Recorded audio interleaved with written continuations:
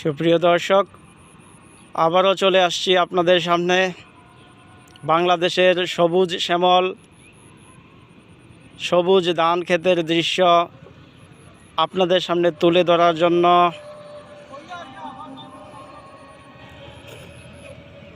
বর্ষাকালেও যে বাংলাদেশের জমিনে ধান হয় তারই প্রমাণ কমলগঞ্জ উপজেলার আদমপুর ইউনিয়নে শত শত একর জমিতে মালা ধান রোপণ করা হয়েছিল। অনেক সুন্দর ধান হয়েছে।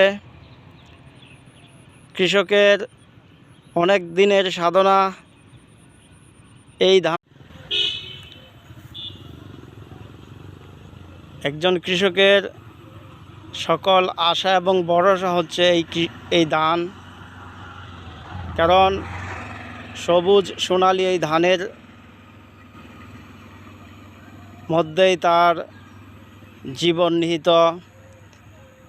কৃষিপণ্য সে বিক্রি করে অনেক টাকা আয় করবে, এইটাই তার আশা। কৃষকদের আশা যেন পূর্ণ হয়। আমার এই ভিডিও ভালো লাগলে লাইক কমেন্ট শেয়ার করে জানাবেন প্লিজ।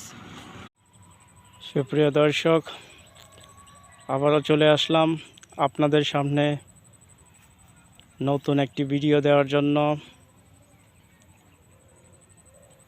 কমলগঞ্জ উপজেলার আদমপুর ইউনিয়নে এই মালা ধান রোপণ করা হয়েছিল আজ থেকে 2-2.5 মাস আগে।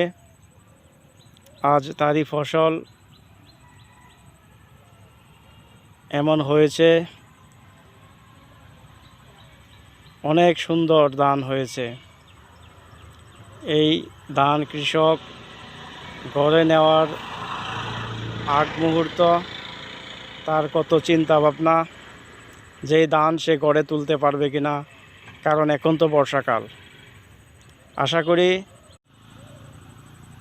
বর্ষাকালে এমন চিত্র বাংলাদেশেই সম্ভব।